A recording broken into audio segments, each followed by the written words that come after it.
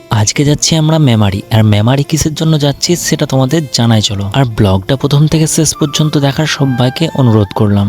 আর ব্লগটি ভালো লেগে থাকলে লাইক কমেন্ট শেয়ার অবশ্যই করবে। আর হ্যাঁ, আজকে মেমারি যাচ্ছি রাকেশ আর আমি। রাকেশকে হয়তো অনেকে চেনো। রাকেশ হচ্ছে আমার অনেক ভালো বন্ধু, ওর বাড়ি হচ্ছে কুলুট। দুজন মিলে আড্ডা দিতে দিতে ফাইনালি পৌঁছে গেলাম আমরা সাতগাছিয়া, অনেকটা রাস্তা জার্নি করার পর। আর আমাদের মেমারি যাওয়ার কারণটা হচ্ছে ট্রেনের টিকিট কাটতে। আমরা কেরালা যাবো, তাই আমরা ট্রেনের টিকিট করতে মেমারি যাচ্ছি। বেশ কিছুটা রাস্তা যাওয়ার পর আমরা ফাইনালি পৌঁছে মেমারির রেল গেট। আর রেল গেটে গিয়ে লেগে গেল আমাদের কপালে পানুতি। আর এই রেল গেটে এসে দাঁড়িয়ে থাকা অনেকক্ষণ ধরে একমাত্র যারাই দাঁড়িয়ে থাকো তারাই বুঝবে এখানে কতটা ধৈর্য লাগে। বেশ কিছুক্ষণ রোদে দাঁড়িয়ে থাকার পর ফাইনালি গেট উঠে যায়। আর গেটটা উঠে যাওয়ার পর আমরা ফাইনালি পৌঁছে যাই টিকিট কাউন্টারে।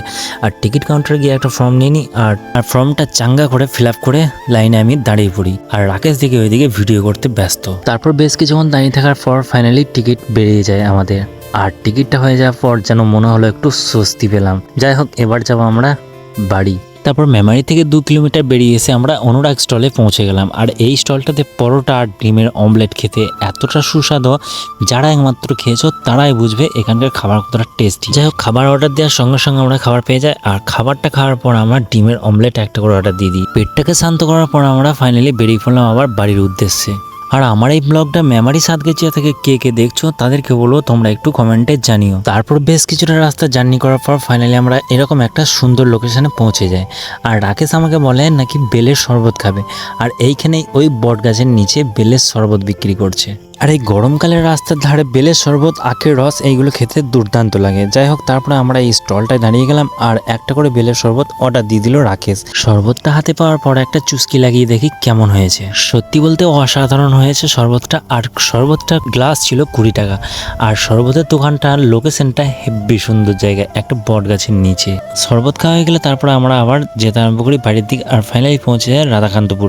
আর রাধাকান্তপুর থেকে কে কে আমার ব্লগটা দেখছো তাদেরকে বলবো কমেন্ট একটু জানিও প্লিজ। বেশ কিছুটা রাস্তা জার্নি করার পর সাতগাছিয়াকে পিছনে ফেলে আমরা ফাইনালি পৌঁছাই এরকম একটা লোকেশনে। আর হ্যাঁ, এই জায়গাটা কোথায় দেখি কে কে সঠিক বলতে পারে এই জায়গাটা কোথায় আর এই গ্রামের নাম কি।